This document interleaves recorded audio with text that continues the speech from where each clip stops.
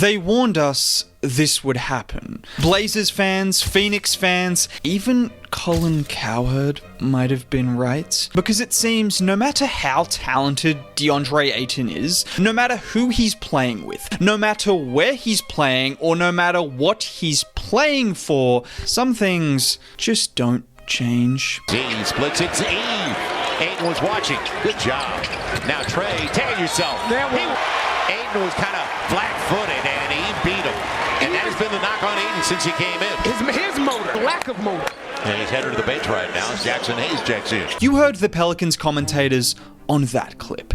Everyone knows it, everyone sees it. It doesn't matter that DeAndre Ayton is 7 feet tall with great touch, incredible athleticism, and all of the skill in the world to be one of the best big men in the league if you make plays like this. We know exactly what happens to you when you do this. You get benched, and soon after, you get moved to a different team. And according to Jake Fisher, that might happen sooner than we think. I don't think anyone in that Lakers building sees DeAndre Ayton as their long-term answer at center or as the pick-and-roll rim lob threat that Luka Doncic will grow old with in Hollywood. And when I say it doesn't matter who he's playing for, it doesn't even matter the environment in which he's playing, because we saw this happen in Phoenix against Denver in the playoffs of all places, where Ayton just stood there frozen in time, watching as Nikola Jokic tipped the ball to himself not once, not twice,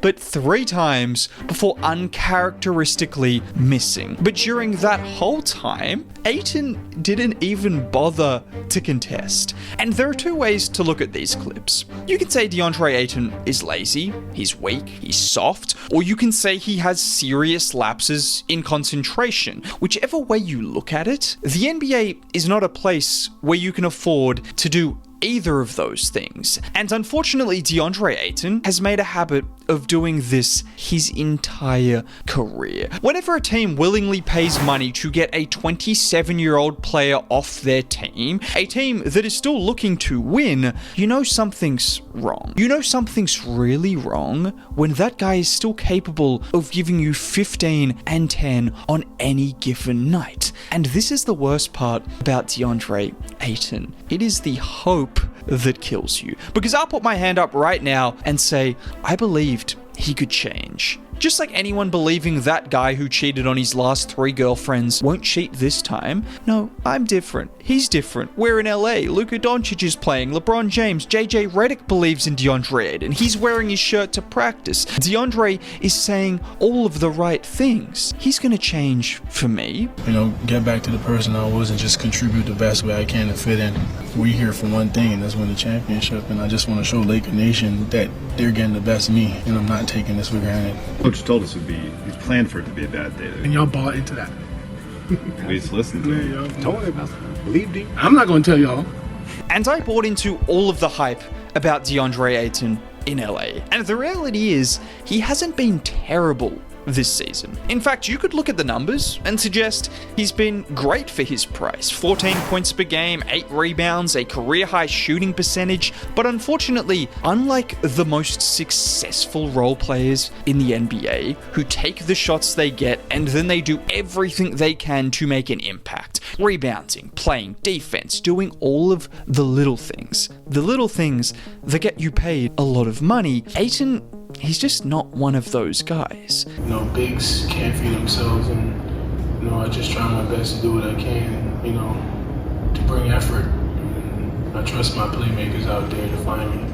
And why am I showing you this clip? Because there is almost a direct correlation between how much effort Ayton plays with and how often he gets the ball. And we made excuses for that when he was young and in Phoenix, and when he was actually seen as one of the best young players in the league. Someone who you would want to give the ball to and try to develop and grow. DeAndre Ayton is 27 years old now. He's playing on a team with 3 guys significantly better and more productive than him. He was bought out by his last team. Look around the league. get some perspective, Deandre. Because Jakob Poeltl, Isaiah Hartenstein, Miles Turner, Jared Allen, all of these guys are getting paid twice or 3 times the amount of Deandre.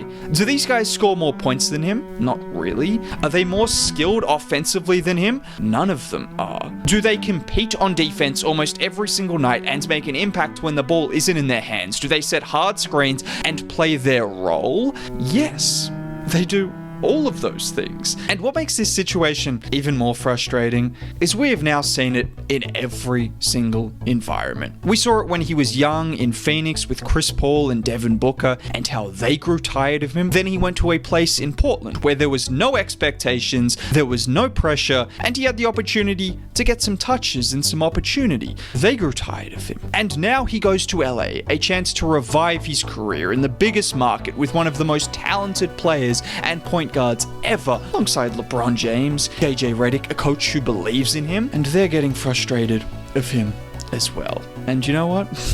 So am I. Because it is fine to have all of this talent and all of this potential, and sure, you can put up your 14 points a game and say you didn't get enough touches and you could do more with those touches. This is the NBA. The reality is, if you are not Luka Doncic or LeBron James, even Austin Reeves has to sacrifice. Deandre Ayton is not above sacrificing, but he seems to think he is. And you know what's bad? When the Lakers are choosing to close games with Jackson Hayes instead of him. And this is what Lucas said about Jackson Hayes. I love playing with him down the stretch. I think we have a great chemistry. Obviously the pick and roll, but like I said, 2 to 3 games ago, he's improved so much in everything. Really glad that he's on the team. And I'm not going to be one of those guys and say, oh, Luka Doncic is taking shots at Deandre Ayton because he's mentioning this about Jackson Hayes. No, he just shouldn't be talking about Jackson Hayes closing games and talking about the little things and how Jackson Hayes is actually good in the pick and roll. Jackson Hayes is a backup NBA center. I'm not calling him a bum.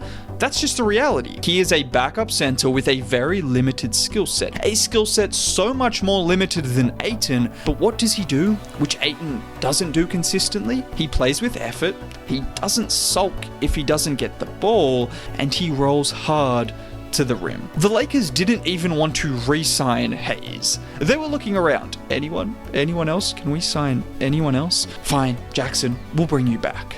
And now he's closing games in front of their marquee free agency signing, a guy who was the #1 overall pick at one point in time. And let's be honest, if you can't play well in the biggest market in the league, with one of the best point guards and 3 of the best offensive players in the league, with the pressure to actually win yourself a new contract, not just the pressure of the fans and the environment, but money on the line, if you can't deliver in this situation, where else can we expect Deandre Ayton to deliver? I guess this is just who he is, and we should have seen it coming, considering this is who he has always been.